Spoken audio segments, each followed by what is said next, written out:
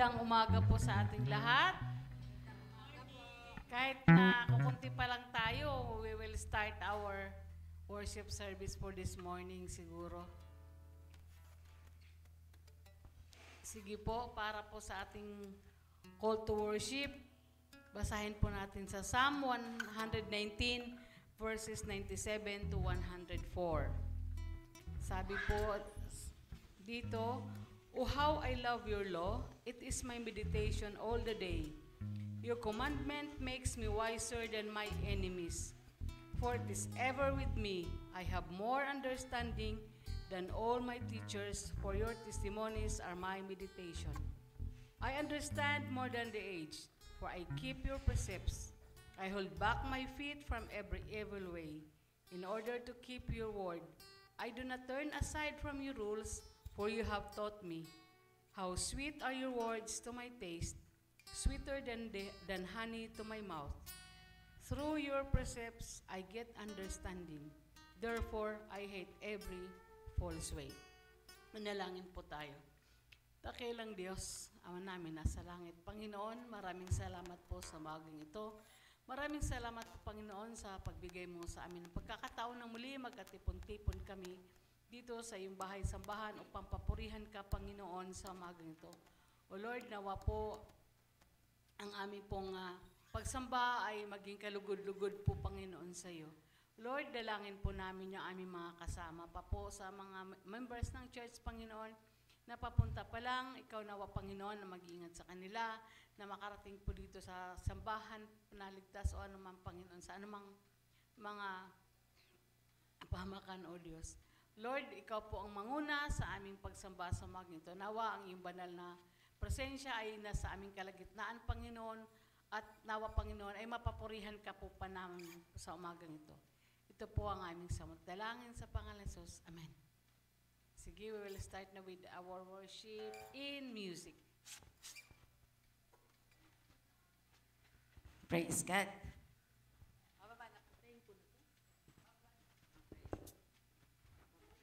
Yan, maraming salamat po sa Panginoon at sa umagang ito ay ating ipagpasalamat sa Lord ang isa na naman pong magandang araw na binigay niya sa atin sa magandang panahon at isang panibagong buhay na binigay niya sa atin. Tayo po'y magsitayo at tayo po'y magsisimula na sa ating pag-aawitan.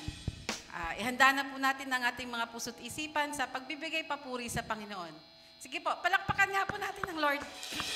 Yan, kahit tayo pa lang, alam natin na parating na rin yung mga kasama natin at makakasama din natin sila maya-maya lamang. Kaya, yan, tayo po yung maganda na sa ating pag-aawit.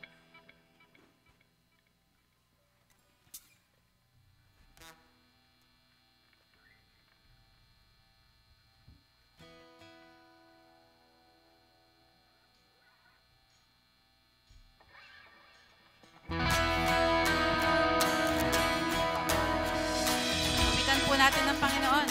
Palakpakan po natin siya. Kung gusto natin sumayaw, sumayaw tayo. Huwag natin pigilan ang ating sarili na magbigay papuri sa Panginoon.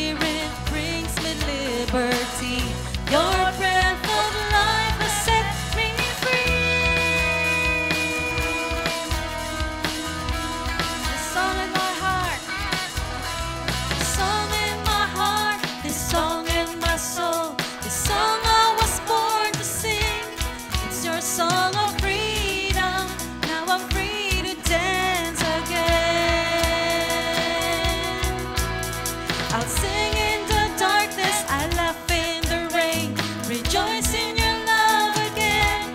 It's your song of freedom.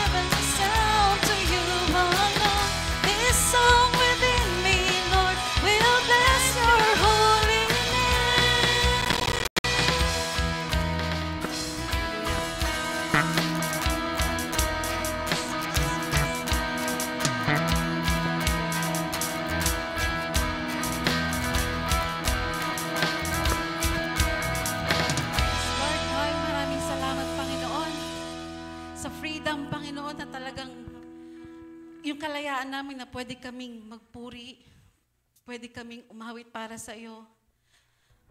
Pwede kaming umawit kahit sa kalagitnaan ng maraming tao, Panginoon.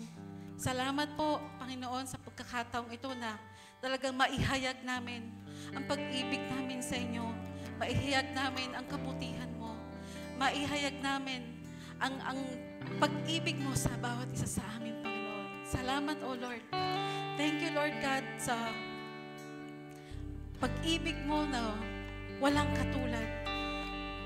Sa patuloy na talagang pagtulong mo sa bawat isa sa aming mga anak mo. Salamat, O Lord.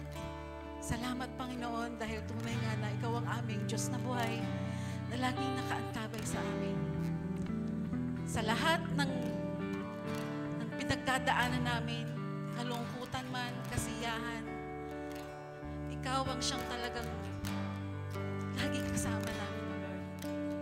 Kaya nga po, O Lord, patuloy kaming magpupuri, patuloy kaming aawit sa inyo, patuloy ka namin na itataas sa aming mga buhay, O Lord. Hallelujah, Lord. Patuloy po natin purihin, patuloy natin awitan ng Panginoon sa oras na ito.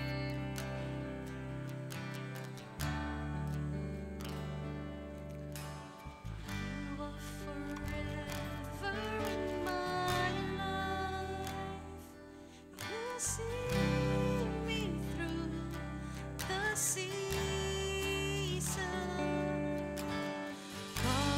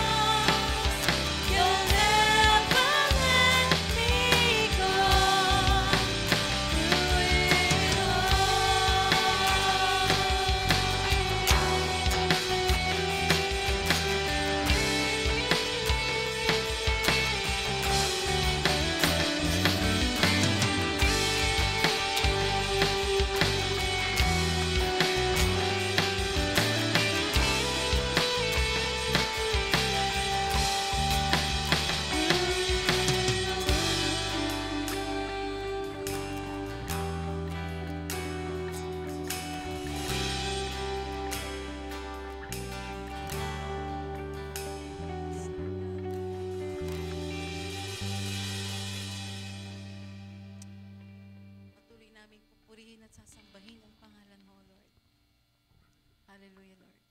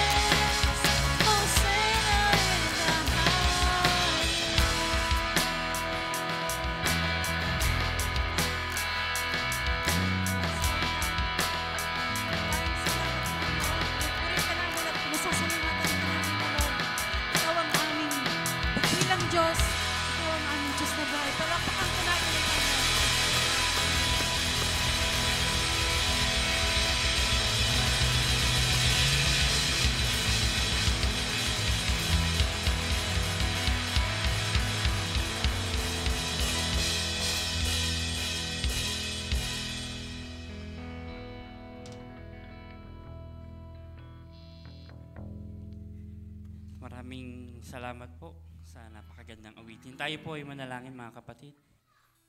Ama naming Diyos na makapangyarihan sa lahat, maraming salamat unang-una Lord sa napakagandang panahon Lord na pinagkaloob niyo po sa amin. Higit Lord yung pasasalamat namin sa buhay na binigay niyo po sa amin. Maraming pong salamat.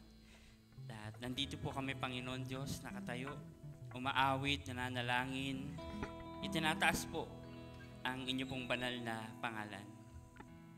It is an honor for us, Lord, to stand here, Lord, together with our brothers and sisters, God. Sabay-sabay nag-aawitan.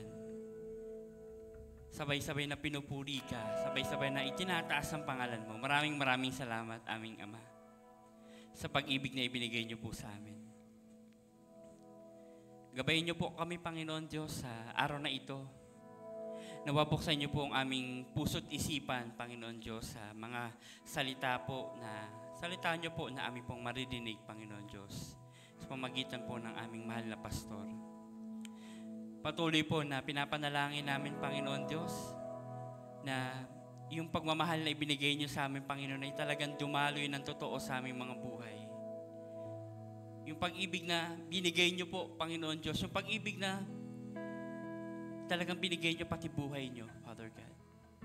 Nang sa gayon, Panginoon Diyos, makita din namin, Panginoon Diyos, yung mga tao na talagang nangangailangan ng tulong. Yung mga taong nangangailangan makarinig, Panginoon Diyos, ng inyo pong banal na salita. Oftentimes, Panginoon, humingi kami ng kapatawaran kasi minsan nahihiya kami, Panginoon Diyos, na i-share ka sa mga kasama namin sa trabaho, Panginoon Diyos. Or di kaya, Panginoon, wala kaming lakas ng loob. Ganun pa man, Panginoon Diyos, patuloy na pinapaalala niyo sa amin, Father God, na yung buhay namin, Panginoon Diyos, ay sapat na para maiproklama kung gaano ka kabuti, kung gaano ka kalakas, kung gaano ka kapangyarihan. Lord, patuloy niyo po, Lord, na ipaalala sa amin yung buhay na ibinigay niyo sa amin sa cross ng Kalbaryo. Humingi po kami ng kapatawaran, Panginoon, sa mga pagkukulang namin, sa mga pagkakamali namin, Panginoon Diyos, na alam po namin na sasaktan kayo, Panginoon. Minsan po, Panginoon, masyado kaming nagiging proud, Lord, na nakakalimutan na naming mag-humble down. Minsan, Panginoon, mas gusto namin na pinagsisilbihan kami, Panginoon Diyos.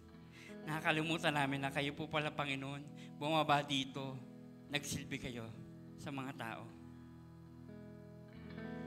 Lord, ang dalangin namin, Panginoon Diyos, huwag pong pumasok sa puso namin, Panginoon, yung mga nakikita namin sa paligid, Panginoon Diyos. Yung mga bagay na hindi karapat-dapat. Yung mga bagay na hindi nakakabuti. Yung mga bagay na hindi maglilid sa amin sa pag-ibig mo. We pray, Lord, na patuloy niyo po kaming gabayan sa bawat araw ng buhay namin. Thank you. Thank you, Jesus. Again, sa opportunity na nandito kami, Panginoon, na makakasama namin yung mga kapatiran namin, na makikinig kami sabay-sabay, Lord, sa inyo po mga salita. Na mananalangin po kami, Panginoon Diyos. Gabayin niyo rin po, Panginoon, yung mga kapatiran namin na hindi namin nakakasama, Lord. We pray for them, Panginoon. Kung nakakaranas man po sila, Lord, ng mga pagsubok sa buhay, ng mga problema sa buhay, Panginoon Diyos, remind them, Lord, na andirito po, Panginoon ng simbahan, andirito po ang BCFC, Lord, to join them, to comfort them, to pray for them, Father God. At higit sa lahat, andyan po kayo, Panginoon, na patuloy na yumayakap sa amin, na patuloy na nagbibigay ng kalakasan sa amin. Hindi po kami magsasawang magsabi ng salamat, Panginoon. Pagkat napakabuti niyo po sa buhay namin. Thank you. We pray, Lord, sa BCFC, Panginoon, sa aming simbahan. Sa Salamat po sa leadership, Lord, sa mga pastors and leaders namin na patuloy pong ginagamit yung Panginoon na para ipangalat, Panginoon, yung inyo pong mga salita. Sa bawat tahanan, Lord, sa community namin, hindi lang po sa community namin, Lord, outside. Thank you, Lord, that we're able to start, Lord, yung mga Bible study sa iba-ibang lugar. Patuloy po kayo mag-raise ng mga leaders, Father God, na magagamit, Panginoon Diyos, para sa gawain ito, pagkat napaka-importante. Given, Lord, yung mga nangyayari sa mundo. Given yung mga distractions, Father God, sa paligid. We need your words, Father God, not just to lift us up, kundi para, Lord, talagang mabuhay to the fullest, Lord. Yung buhay na talagang gusto nyo na mapasa amin. Kasama ka, Father. Sa pinapanalangin namin, Lord, yung mga bahay pa magbubukas sa mga Bible studies, Panginoon, yung mga kabataan, yung mga nanay, yung mga tatay, yung mga tao na tatanggap at kikilalanin ka pa, Panginoon. Patuloy po na talagang pagtibayin nyo po, Panginoon, yung bawat isa, yung mga leaders namin. Yung aming pastors, yung kanya pong pamilya, Panginoon. Patuloy niyo pong gabayan, Father God. Also pray, Lord, sa aming government, Panginoon, sa bansang Pilipinas, Lord, maraming mga nangyayari. Imbes na, Lord, magprotesta kami, Panginoon, sa labas. Imbes na mag-ingay kami sa labas, Panginoon. Pagtutol sa gobyerno, Panginoon, sa mga taong talagang hindi gumagawa ng mabuti. Una kaming manalangin, manikluhod sa iyo, Panginoon. Itaas ang mga bagay na ito pagkat kayo po ang may kontrol ng lahat-lahat ng bagay. At lahat po ng nangyayari, Panginoon Diyos, ay may purpose. Bigger purpose, Panginoon Diyos.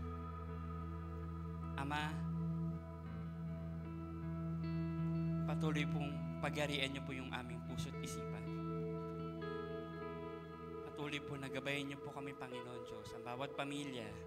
Ganoon din po, we pray, Lord, sa mga kapatiran namin na may sakit, Panginoon Diyos.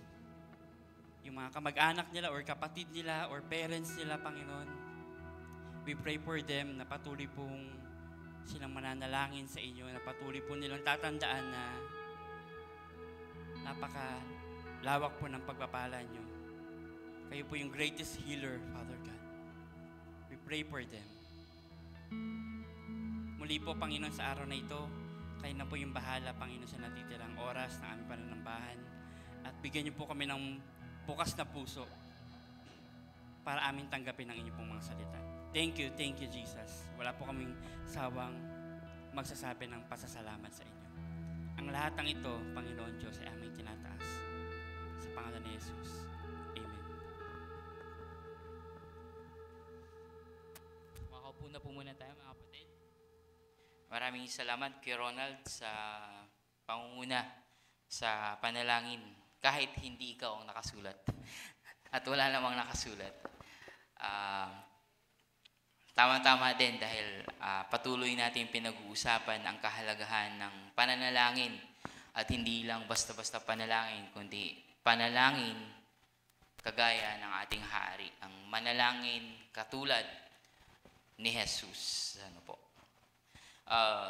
Nung nakaraang linggo, napakasayang balikan ang mga pangyayari nung tayo ay nasa Bulacan, church outing, baptism, fellowship, kantahan, nagkakaseryosohan sa pagchichess. Ano? Balita ko, si Pastor Pong, wala daw nakatalo sa kanya. At narinig din natin yung mga boses ng mga kapatid na kumakanta. Nakita din natin yung mga magaling lumangoy at mga nagtatangkang lumangoy.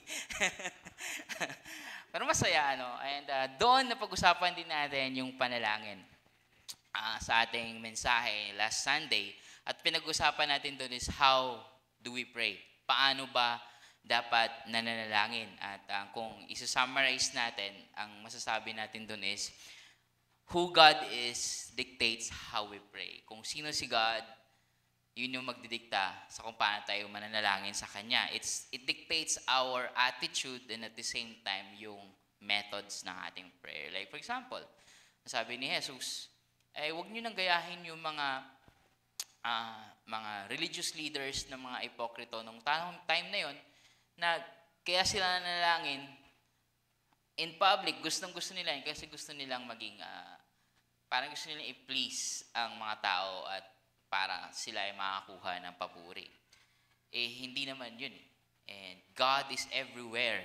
Who God is, who is God, He is everywhere. And so, kahit in the secret, pwede ka manalangin kay God. Sabi ni Jesus, your Father who is in secret, no, hears you or sees you. And then yung pangalawa is yung, kung sino si God, well, He is your Father. So, pray to Him na hindi ka dapat na para bang pinapaano mo siya, para bang kailangan mo siyang kumbinsihin. Kung ano-ano pang mga sasabihin mo na mga palamuti o ulit-ulit na pinapahaba mo na wala naman ng meaning. So, sabi ni Jesus, huwag mong gayahin yung mga hentil o yung ibang pananiwala sa ibang mga Diyos. Na parang kailangan pa nilang kung ano-anong ginagawa. Na medyo meron siyang Old Testament reference sa panahon na kung saan merong contest, may showdown ng pagpapanalangin sa Diyos at kay Baal, kung maalala niyo po yung kwento na yun. Now, so, kung sino si God, yun na magdidikta sa kung paano tayo manalangin sa Kanya. He is everywhere. He is your Father in heaven. At so, magpapatuloy tayo ngayon sa usapin. And, ang tanong naman natin ngayon is hindi na lang how do we pray, kundi what should we pray for? Ano ang dapat nating ipanalangin? And ang proposal ko na katotohanan na makikita natin sa ating passage is, what is in Jesus' heart is what we should pray for. Kung ano ang nasa puso ni Jesus, meaning kung ano yung pinagtutuunan niya ng atensyon, ano yung pinagbubuhusan niya ng effort, anong passion niya, anong mga pinapahalagahan niya, yun dapat ang ating ipanalangin. Mahirap bang intindihin yun? Hindi. Kasi pag inaral mo yung buhay ni Jesus sa Matthew, Mark, Luke, John, at in-expound pa nga ng mga apostles, may kita natin kung ano ang nasa puso ni Jesus. At siya rin mismo nagsabi na, my food is to do the will of the Father. So you have many ideas. It will not be hard to understand ano ang nasa puso ni Jesus. At ang pinakamaganda pang isipin at siyang ating pag-aaralan ngayon is yung itinuro niyang panalangin. Alam natin yun. Mamaya babasahin natin yung Our Father in Heaven. Diba? Alam natin yan. Bakit siya mahalaga? Kasi yun ang itinuro ni Jesus. At kapag inaral mo yung panalangin na yan, yun talaga yung concern niya sa buhay. Yun talaga yung passion niya. So it's what these things na itinuro niya na dapat ipanalangin natin ay siyang laman ni Jesus. So much so na kahit si Matthew na nagsulat ng Sermon on the Mount, napakaganda ng structure niya. Yung Sermon on the Mount parang collection ng mga mensahe. At sa gitna noon, ang prayer na ito, na Our Father in Heaven. So nilagay niya at the heart of the collection of sermons are the concerns of the heart of Jesus. And kung ano ang nasa puso ni Jesus, ibig sabihin, yun ang mahalaga para sa Kanya. And sabi niya, ang gusto lang naman niya ay ang kalooban ng Diyos. So ang tanong, ang panalangin ba natin, tayo ba, ang puso ba mismo natin ay nakalinya din sa puso ni Jesus? Are our hearts and our prayers aligned with God's or Jesus Himself? With Jesus' heart. Noong Lunes ng gabi, kinabukasan pagkatapos nating na-outing, pag-uwi namin ng bahay, pagkatapos namin magmerienda, nag-CR si Julie. Pagbukas siya ng banyo, hindi ko na i-describe ng masyado, pero umapaw ang tubig mula sa drainage. At imagine nyo na lang po kung anong kasama doon. At hindi na lang ito nagstay sa banyo, umapaw pa ito hanggang sa sala namin. Umapaw pa ito hanggang sa kusina. Kami na naglilipat pa lang at nakakalat pa yung mga gamit namin mula sa kabing bahay. Lahat yun, kailangan namin buhatin at ilipat ng pwesto. And for 2 to 3 hours, ay lumalangoy ako sa tubig na yun. I mean,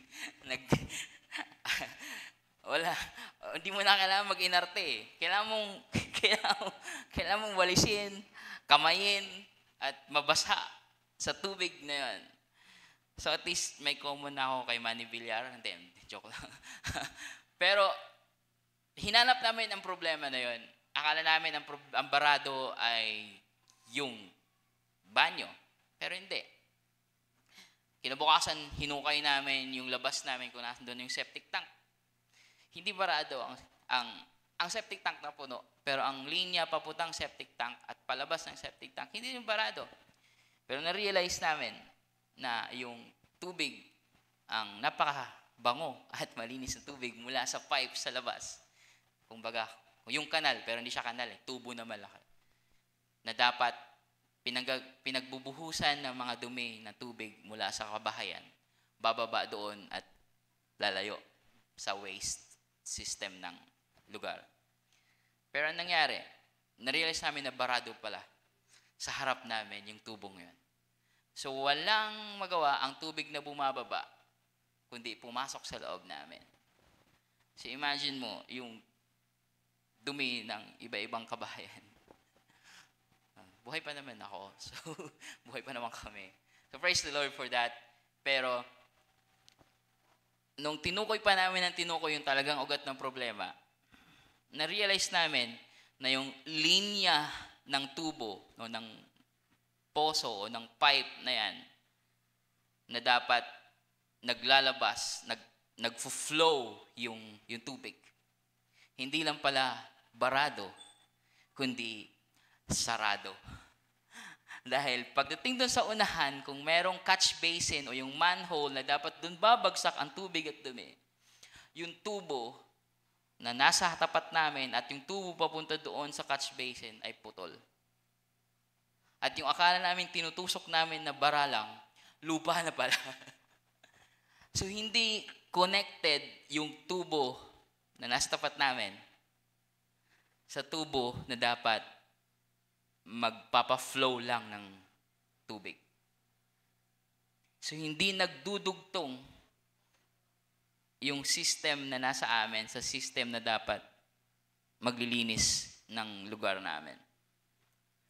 At ang nasa loob ng tubo sa harap namin ay puro basura, burak, dumi, at kung ano-ano pa.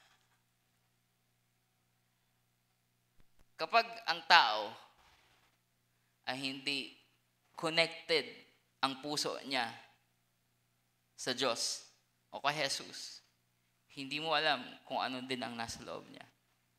At pinapanalangin niya. At malalaban mo na lang yun kung lalabas sa panalangin niya or worse, sa gawa niya.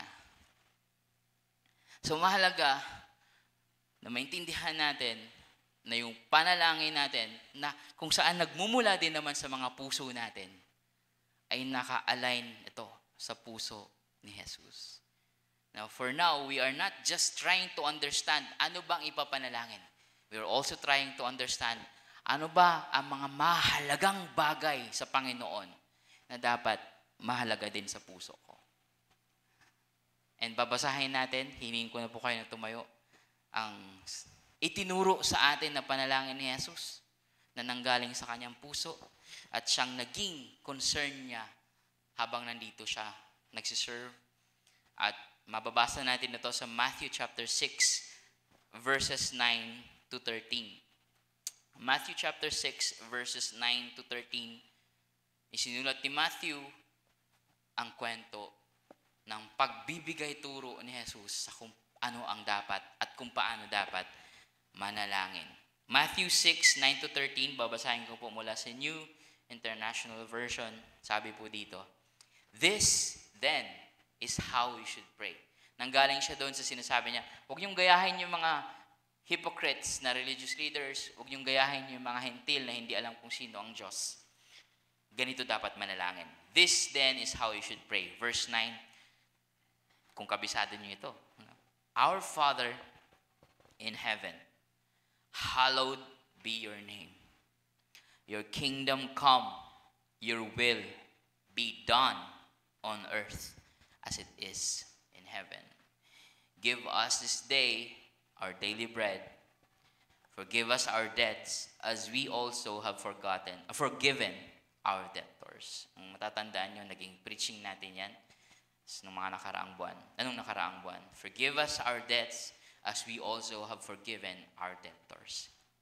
And lead us not into temptation, but deliver us from the evil one.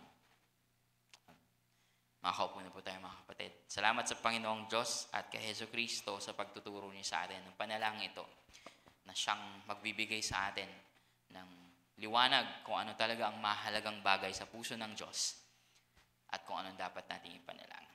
Simple lang siya, tama? Napakaiksi niya lang. Meron lang siya lang 2 bahagi at ilang linya lang yan. Kung gaano siya kahalaga, napakaiksi lang niya. Simple, but it gives us a glimpse into Jesus' heart. Masisilip natin kung anong laman ng puso ni Jesus dahil dyan sa panalangin yan. And yet, simple also, but gives us a guide of how we should pray. It gives us a glimpse and it gives us a guide. Pag nasilip natin yung puso ni Jesus, ngayon alam na natin ano bang dapat ko mga ipanalangin. Ganito pala dapat. Nagagabayan tayo, natuturuan tayo ano ang aking ipapanalangin. Why? Dahil ito ang mahalaga para kay Jesus. At hindi kung ano-ano na pinapahalagahan ng mga tao. Mahalaga kay Jesus, kalooban ng Diyos. So una, dito sa panalangin na to, na ituturo sa atin at nasisilip natin kung ano mga mahalagang bagay para kay Jesus. Ano yun? That we should be praying for, what should we be praying for? We should be praying for, 2 bahagi ito eh. Itong prayer na ito, makikita mo, napakalinaw, may 2 siyang bahagi. The first one is that we should pray for God's honor, kingdom, and purposes. Yung kaluwalhatian ng Diyos o karangalan niya, ang kanyang paghahari at ang kanyang mga plano, kalooban, kagustuhan ng Diyos. At ang sabi nga doon, Our Father in heaven, hallowed be your name, honor, glory, your kingdom come, paghahari niya, your will be done. And mapangyari, kagaya ng sa langit, dito sa lupa. Mapangyari dito sa lupa.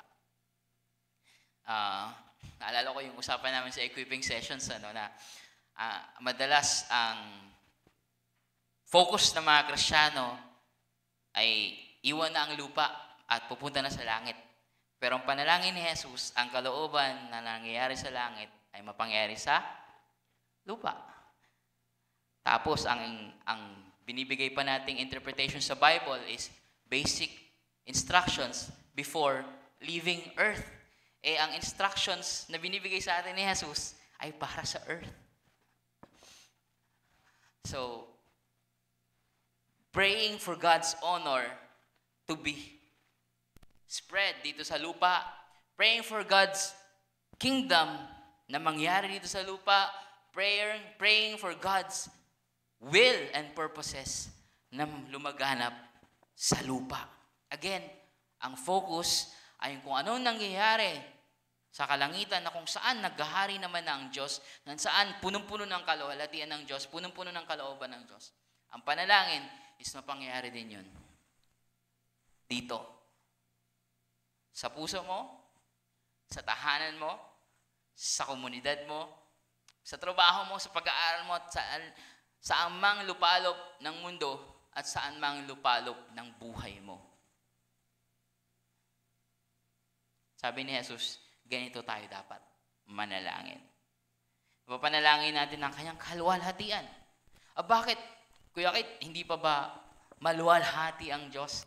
Now, hindi ibig sabihin na dapat dagdagan natin ang kaluwalhatian ng Diyos dahil maluwalhati naman na siya. In fact, sinishare pa nga niya yun, yung glory niya sa kanya mga tao. But the prayer that that God's name be hallowed, God's name be glorified is, pag sinasabi natin na yung ginagawa natin, yung success mo ay to God be the glory. Yung bang ma-recognize ng mga tao ang lahat ng to, sa Diyos ang credit. Ang lahat ng to na pangyari dahil sa Diyos. Na ang kagandahan na nakikita mo sa paligid ay reflection lamang na kagandahan ng Diyos. Na ang kagandahan ng pag-iibigan, ng kaayusan ng mundo ay reflection lang din lamang ng kaluwalhatian ng Diyos. Kaya ang panalangin mo, Panginoong Diyos, hallowed be your name. Meaning, sana mas makilala pa ng maraming tao, mas ma-recognize pa ng maraming tao, hindi lang ang inyong presensya, kundi ang inyong kaluwalhatian. And you deserve to be worshipped. And that's part of our prayers. Then sabi ni Jesus Christ, ganito rin ang panalangin natin, your kingdom come. How many times do we actually pray sa paghahari ng Diyos? Now by then, paulit-ulit ko na sinasabi ito, by now, na sana malinaw na sa atin na ang paghahari ng Diyos ay hindi ang simbahan lang. Ang paghahari ng Diyos, ang nais pa nga natin dapat mapangyari, your kingdom come, your will be done on our church, on my heart lang, hindi. On earth as it is in heaven. So, ibig sabihin, ang paghahari ng Diyos ay ninanais nawa natin mapangyari sa buong mundo. Na kung mahalaga para sa Panginoong Diyos ang kapayapaan, ang pag-ibig, ang kapatawaran, sana yung paghaharing yan ng Diyos ay mapangyari din sa mga kapwa natin. At ma-realize nila na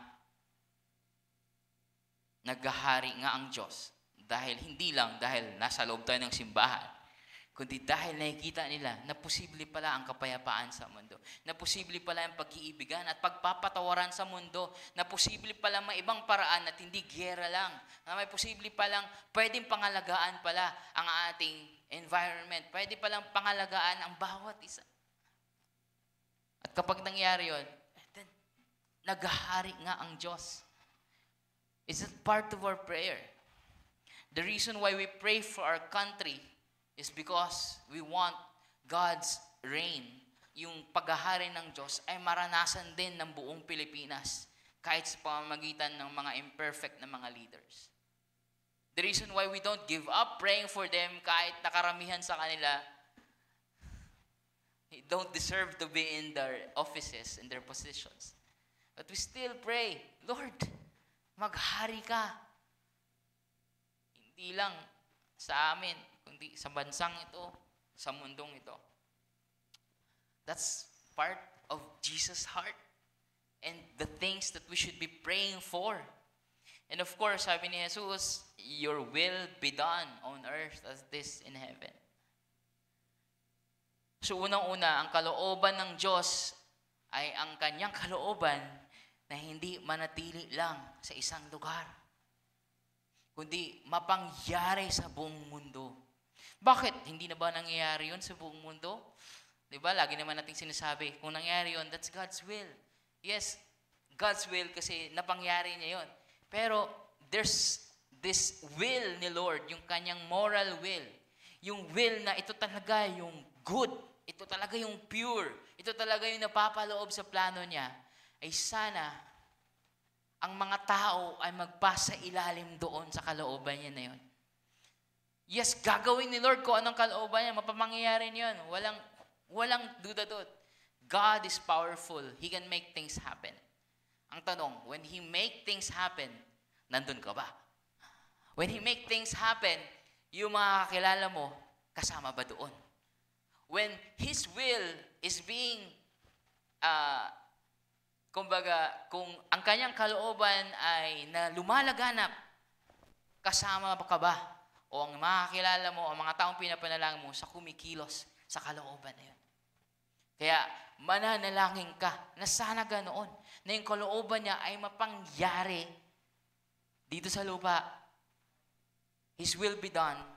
And therefore, sana ikaw at yung mga taong mahalaga sa buhay mo at kahit yung hindi yung mga kakilala, magpapasakop din sila sa kalooban ng Panginoong Diyos. Kasi walang duda, mangyayari ang kalooban ng Diyos. Pero ang tanong, kapag nangyari ba yun, nasan ka? Nasan ka? Pag bumubuhos ba ang pagpapala, ay naroon ka. Pero kapag bumubuhos na ang trabaho para sa pagpapala ng iba, natutulog ka. Kasama ka ba sa pagkilos, sa kilusan ng pagsulong ng kalooban ng Diyos? So mga kapatid, kapag tayo ay nalalangin, when we pray, we must align. Ilinya natin. Idugtong natin. Yung poso na yan. Yung pipe ng puso natin.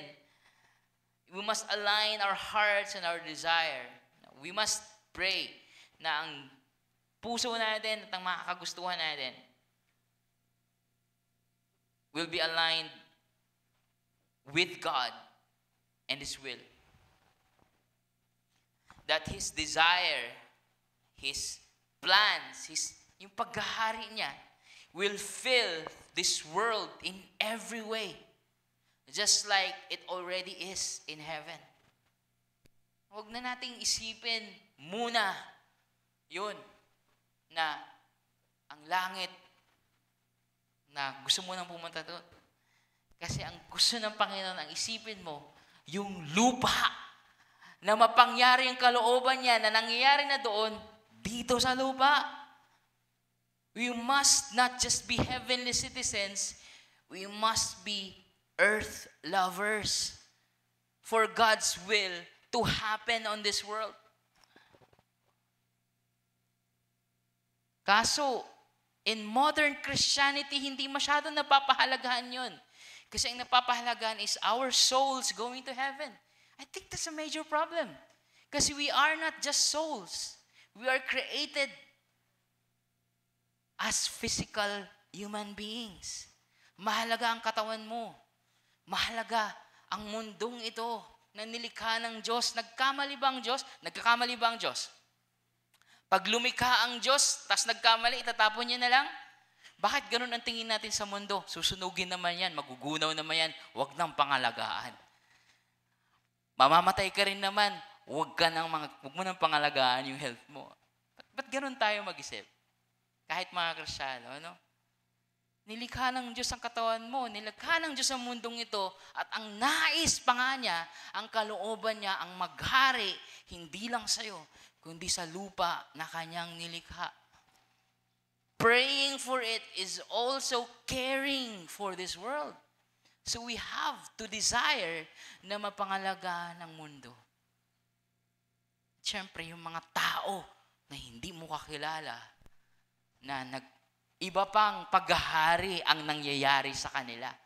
Na sana, yung mga pinaghaharian ng pera, pinaghaharian ng kung anumang sumasakop sa puso nila, pinaghaharian ng korupsyon, pinaghaharian at inaalipin ng anumang mga tao o sistema, ay makalaya at pagharian ng Diyos sa pamamagitan ni Kristo. Kaya tayo nagsishare ng gospel. Hindi lang para magsipuntahan tayo sa langit. Kaya tayo nagsishare ng kaligtasan ng Diyos para magkaroon sila ng kaligtasan mula sa kasamaan, sa kasalanan, at sa kamatayan na nangyayari sa mundong ito. Dahil nais ng Diyos, ang kalooban niya ay mapangyari sa mundong ito. Hindi lang yan mababasa sa Bible, Mababasa mo yan sa salita ni Jesus. Hindi mo lang yan mababasa sa salita ni Jesus, itinuturo pa siya na ipanalangin mo. Ibig sabihin, gustuhin dapat nating mga Kristiyano na mapangalagaan ang mundo. Na ang kalooban niya ay mapangyari sa kapitbahay mo, sa komunidad mo, sa bansa mo, sa mundong ito. That's why you should care about social issues. That's why you should care about politics. You should care about your neighbor. You should care about your schools. Piliin mo hindi lang ang Pilipinas, kundi anong klaseng trabaho o mamamayan ang meron ka para maging blessing ka sa iba. You pray for it. You eagerly, earnestly pray for God to be hallowed, for His will to be done, for His kingdom come on earth as it is in heaven. We pray for God's honor, kingdom, and purpose na mapangyari dito sa lupa.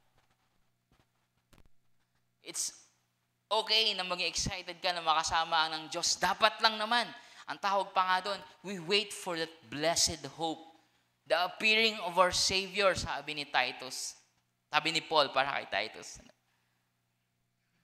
Pero pag-uusapan pa nga natin dyan, yung pagbabalik ni Jesus, kung saan ba niya tayo isasama? Sa malayo o sa new heaven and new earth? Ano? Sa new creation. Nandun pa yung usapin na yan. Pero while we wait for Jesus, it's nice, it's lovely, it's okay to be excited sa future. Pero ang gusto ng Diyos, maging concerned tayo sa ngayon. Nasaan ka ba, kapatid? Nasa mundong ito. Nasa Pilipinas, nasa Balombato, nasa Sangandaan, nasa Tandang Sora. Ano ba pinagagawa mo, kapatid? Nagtatrabaho, nagdinegosyo, nag-aalaga ng pamilya. Yan ang earth mo. Are you praying that God's name will be hallowed in your family, in your community? Are you praying that God's will be done on this country? Are you praying that God's reign, yung paghahari niya, is happening in your company, in your place, in your relatives, in your relationships? Our Father in heaven, hallowed be your name, your kingdom come. Your will be done on earth. On earth. Standard ang heaven, pero ang target mo, ang mundo. On earth as it is in heaven. Pangalawa, na dapat natin ipanalangin, yung second half ng prayer. Yung first half, it's all about God's honor, God's kingdom, God's will. Pangalawa, dito, sige, hindi, papabayaan ko na. Hindi na ako magtatrabaho, hindi na ako magsisipag. Kasi it's all about God's kingdom, it's all about kingdom. No. Tignan natin yung pangalawang bahagi ng prayer. Give us this day our daily bread. Now, sa pag-aaral ko at sa mga napakinggan ko, mahirap daw yung translation sa part ng yung today tsaka yung daily. Kaya, to be safe, dinodoble yun sa translation natin. Yung today, tsaka daily bread. Ano? So, to make sure na naintindihan natin na it's a daily provision that we need to trust God for. No? So, we are praying for our daily requests, relationships, and righteousness. Requests, relationships, and righteousness. Requests kasi araw-araw mo yun. Pinapanalangin yung daily bread mo. Of course, literal, tinapay. Pero it represents yung kailangan mo bilang tao. The material things that you need to survive as a human being. Pagkain, tubig, at yung mga utilities na kailangan sa bahay.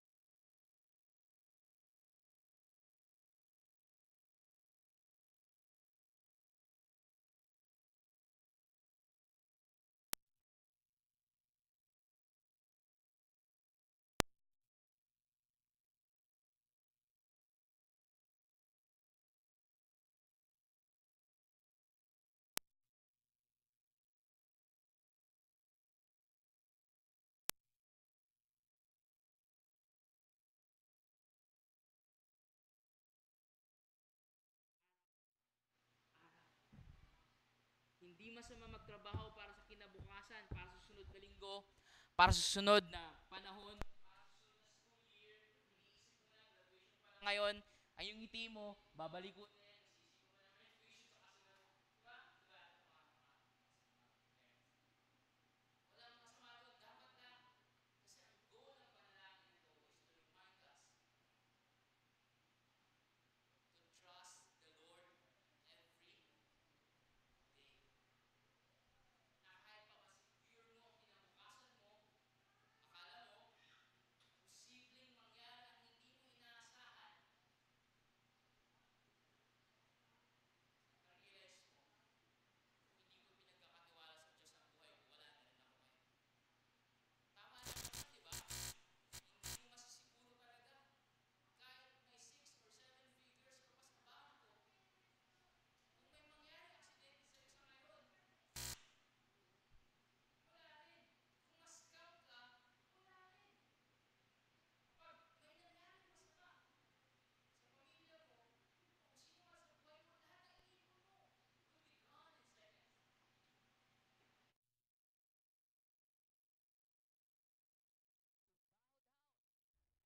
To your Father in heaven who is all powerful, and ask, give us today our daily bread. You ask, you request daily. So mga kapatid, hindi masama yung laman ng puso mo na pinapanalangin mo gabi-gabi, oras-oras. God, Jesus Christ encourages us to pray for our needs. Panalangin mo yung trabaho mo. Panalangin mo yung bayarin mo sa Meralco. Bayarin, mapuputulan ka na ng tubig, kuryente. Panalangin mo yun. Ilapit mo sa Diyos yan. That's our daily needs. Kakainin mo sa isang araw, sa susunod na araw. Papanalangin mo na ulit. It's a daily prayer and daily trusting in God. Pangalawa dito sa ilalim is yung request, then relationships. Na diniscuss na natin yan about forgiveness. Na hindi na natin siya masyadong pag-usapan ng mahaba. Kasi forgiveness only represents our relationships to be restored. Humihingi ka ng kapatawaran sa Diyos, forgive us our debts, our sins. Dahil gusto mo, ang fellowship mo sa Kanya, ang relationship mo sa Kanya ay palaging intact, strengthened, at laging nandyan, malakas, malapit ka sa Panginoong Diyos. Dahil kapag mayroon kang tinatagong mga kasalanan at pinagdadaanan, hindi ka man nilalayo ni God sa Kanya sarili, ikaw mismo ang makakaranas nun, na malayo ka sa Kanya. Walang question dun. God will forgive. Pero ang kasunod, as you forgive those who have sinned against us. Ang sinisiguro ng Panginoong Diyos na yung hinihingi mong mahalagang kapatawaran ay pinapahalagahan mo rin para sa iba. You ask for forgiveness, you give forgiveness. Hinihingi mo yan, ibig sabihin, kailangan mo yan. So dapat i-recognize mo, kailangan din yan ng iba. At ang pinapatawad mo ay hindi lang ang kasalanan nila, kundi sila, meaning yung relationships natin sa kanila, ang ma-restore. Hindi lang yung kasalanan ang mawala, kundi yung barrier ng pagkakaibigan, ng pagkakapatid, ng pagkakapamilya, ng pagkakasama sa simbahan, o partner mo, o asawa mo, o kapatid mo sa Panginoon, ma-restore. Forgive our debtors. Tao ang pinapatawad, hindi pera, hindi utang, hindi kasalanan lang. Tao. That's why we pray na ma-store ang relationships natin. Kung hindi ka nababaga, kung hindi ka napapalagay na meron kang hindi ka palagayan, that's good. Pray for it. It's God's desire that we should pray for these things. Itinuturo sa atin ni Jesus, ipanalangin mo yan, kapatid, at gustuhin mo rin sana talaga, practically speaking, in your life. To be a peacemaker. Kasama yan sa Beatitudes na pinanggalingan ng sermon na ito. To be a peacemaker. Na makipag-reconcile ka, at kung hindi man ikaw ang may problema, pumagitna ka. Just very recently, nakita ko yan sa ilang mga kasama ko. Mga kapatid ko, mga pinsan ko, or ano. To be in the middle, to be a peacemaker. It's a wonderful thing. It's a godly, it's a Jesus thing. Hindi lang to pray for, kundi to do it.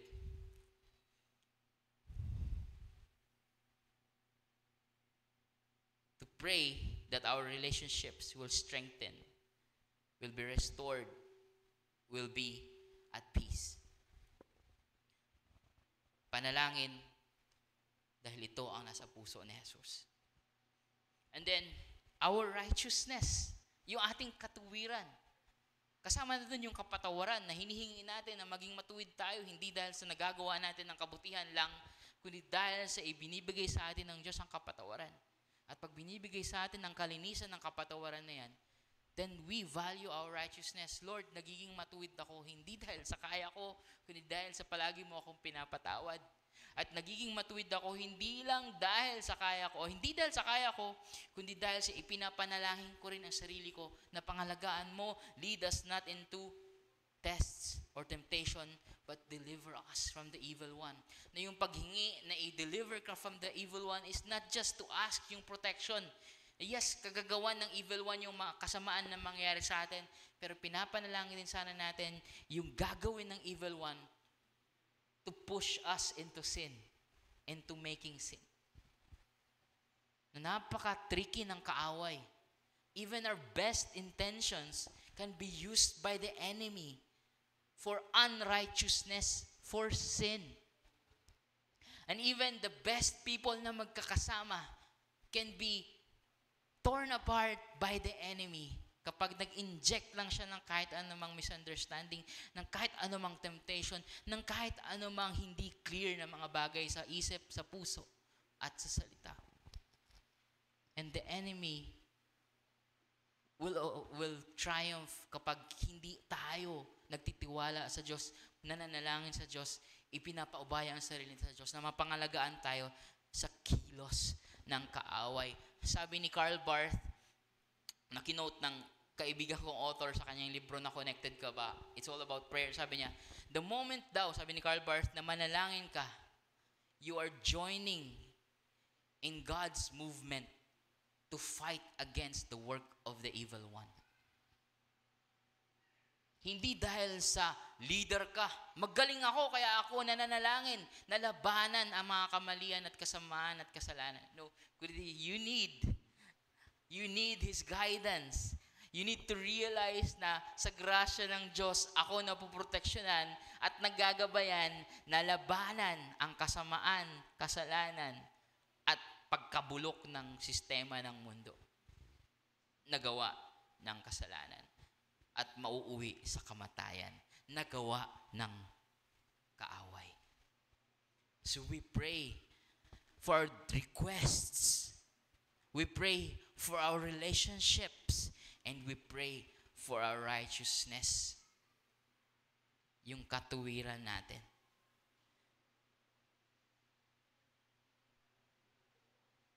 So ang panalangin pala natin, napapaloob dapat ang dalawang bagay na ito. Yung paghahari ng Diyos at yung mga pangangailangan natin. At kasama sa pangangailangan natin, yung maging matuwid tayo, yung maging matuwid ang relationships natin, at yung maging matuwid ang sikmura mo na nakakain ka ng maayos. We pray for God to rule, and we pray for our needs. Ganon lang yung pattern. Simple as that. But it reflects yung puso ng Diyos, yung puso ni Jesus. When we pray, we must express our deep trust in God's daily provision as we eagerly desire for restoration and righteousness. We ask for forgiveness. We ask na gabayan tayo mula sa mga kasalanan at temptasyon at pagkilos ng kaaway at kasamaan ng mundo. And so we trust God. Ang panalangin ay pagtitiwala. Na binigay ito ni Jesus sa kanyang mga disipulo, tama? Binigay niya ito sa kanyang mga disipulo. At ang sabi niya, this then is how we should pray. Now, if you have time, mga kapatid, pakinggan niyo yung podcast ng Bible Project about this prayer. Kung hindi man, panoorin niyo yung mga series of videos nila sa YouTube or sa website nila. Yung Sermon on the Mount na nagfo-focus sa the Lord's Prayer. And you will realize kung gaano siya nag-shape sa ating relihiyon. Itong prayer na ito. And all throughout in the Christian history, naging tradisyon siya in a good way, in a good sense. Meaning, nakasanayan siyang ipanalangin ng mga tao, ng mga Kristiyano. And even, sa panahon natin ngayon, dapat pahalagahan natin siya. Kasi ito ang puso ni Jesus, ang kanyang panalangin. Yes, there are other prayers sa Bible. Those are all important. Pero lahat yun, makikita mo, napapaloob sila sa framework nito. And ito mismo, si Jesus ang nagturo. Directly from His heart, from His mouth, for His disciples. So kung araw-araw mo siyang pinapanalangin, sa totoo lang, nadidisciple ka rin ng prayer na ito. Nadidisiplina ka rin ng panalangin nito. Bakit? Kasi kung ito yung mga pinapanalangin mo, nasa sharpen ng focus mo. Your prayer, like this, will sharpen your focus. Kasi, kung hindi, kung ano-ano lang yung papalangin mo, di ba? Sana manalo yung Mavs sa Celtics sa kasunod na taon, laban. Sana manalo yung ganito, sana ganyan, sana mabigyan ako ng ganito. May mga bagay na tama doon sa mga papanalangin mo at kailangan mo naman talaga. Pero kung hindi mo siya i-align, yung focus mo, hindi sharpen kung ano-ano ang nasa laman ng puso at kung ano-ano lang din ang sasabihin mong panalangin. It should sharpen our focus kung lagi natin itong pinapanalangin. Hindi naman necessarily literal, kundi kung ganito tayo manalangin, nasa-sharpen ang focus natin. Now, every night, you come to the Lord. Every day morning, every time na gusto mong manalangin, ganito ang panalangin mo, na ang kalooban ng Diyos na mapangyari, at ito ang aking mga pangangailangan, Panginoon, sa araw na to, sana ibigay mo sa akin, ako ay nagtitiwala. It sharpens our focus. It also strengthens our fellowships. Napagtitibay din ang ating fellowship. Ang panalangin na to ay hindi solo flight. Kung matatandaan nyo, ang binanggit ko to last time, Our Father in heaven, hallowed be your kingdom come, your will be done on earth as in heaven. Give us this day our daily bread as we forgive those who sins against us. Do not lead us to the test, but deliver us from evil. Amen. And forgive one another. It's a communal prayer. It's a togetherness prayer. It's a relationship-based prayer. So it strengthens our fellowships kung ito ang ating panalangin. It not only sharpens our focus, it sharpens our fellowships, and also it shapes our faith. Meaning yung mga pinapahalagahan ng Diyos, yun na rin ang gusto mo. Napagtitibay tuloy ngayon ang pananampalataya mo. Ang pananampalataya mo lumalalim, hindi na mabababaw. Dahil na-realize mo, ito pala ang mahalaga sa aking Panginoon. Ang magpatawaran. Ito pala ang mahalaga sa aking Panginoon na hindi ako magkasala. Ito pala ang mahalaga sa Panginoon ng kalooban niya ay mapangyari sa aming opisina, na mapangyari sa aking pamilya, na mapangyari sa aming kapitbahay. Ito pala, napagtitibay ang pananampalataya. Ang pananampalataya mo hindi tuloy nakakulong sa simbahan lamang. Hindi tuloy nakaschedule sa Sundays lang. Ang pananampalataya mo, lumalawak, nagiging practical because you pray for it, for God's will in heaven to happen on earth. In your relationships, in your places, in your context, you pray. It shapes your faith. It sharpens your focus. It strengthens our fellowship. Kapag ganito tayo manalangin, mga kapatid, we are participating in God's wonderful work in the universe and at the same time, entrusting our lives in His loving hands. Yung nire-recognize natin na may pagkilos na pangmalawakan ng Diyos dahil siya ay makapangyarihan at ang kalooban niya ay pangmalawakan. He is renewing the whole creation. That's His project.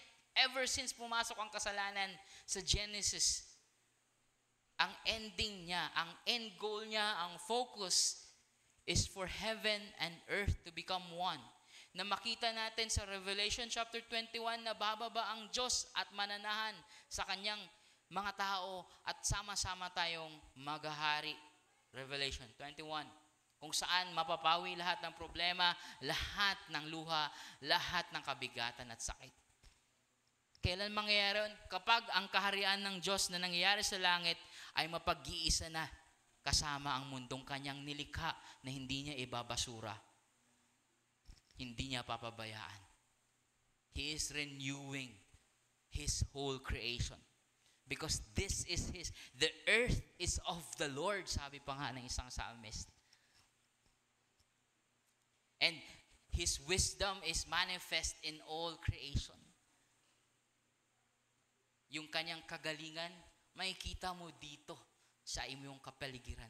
Sa iyong kapatid, sa puno mo, sa tubig at sa hangin na hinihinga mo kung saan-saan pa. Ang kagalingan, ang karakter ng Panginoong Diyos, masasaksihan mo. Because He reigns in the whole universe. At nawa, mapangyari pa ito sa mga tao na kumikilala sa Panginoong Jesus. When we pray like this, yes, kasama ka sa sundalo ng Diyos na isinusulong ang kanyang kalooban. And yes, dapat lang humingi ka ng iyong pangangailangan sa araw-araw. That's what prayer is. Nakahalintulad ng panalangin na itinuturo sa atin ng Panginoong Jesus. Kapatid, patuloy natin aralin ito. Patuloy natin silipin, hindi lang ang panalangin ito, kundi yung mismong buhay ni Jesus at ang kanyang mga itinuro at ang mga sinabi din ng kanyang mga tagasunod, mga disipulo, mga apostol. At kung anong mga bagay na ipinapanalangin din nila, yun din nawa ang ating ipanalangin. I'm sure our speakers sa mga sunod na linggo, they will have a lot to say about this topic pa. Pero for now, let's all agree nasilip natin ang puso ni Jesus. At ang gusto niyang panalangin natin ay ito.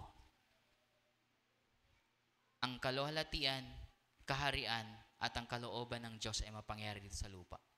At ang ating mga kailangan, ating mga relationships, at ang ating katuwiran ay mapangyari naman sa atin. Pray for these things, mga kapatid. Wherever you are and whenever you are able to. It will shape you. Lalalim din ang pananampalataya mo. It will sharpen your focus. It will strengthen your relationships. Kahit yung panalangin lang na to, makukonvict ka. Kahit pag nanalangin ka lang na Our Father in Heaven hanggang sa dulo, nauungkat yung kasalanan mo. Nauungkat yung mga problema mo sa buhay. Nauungkat yung mga pangailangan. It's a simple prayer, but it's powerful. Why? It's the heart of Jesus. We pray for it. We pray for it. May the Lord bless us sa kanyang salita. Now, dadako naman tayo ngayon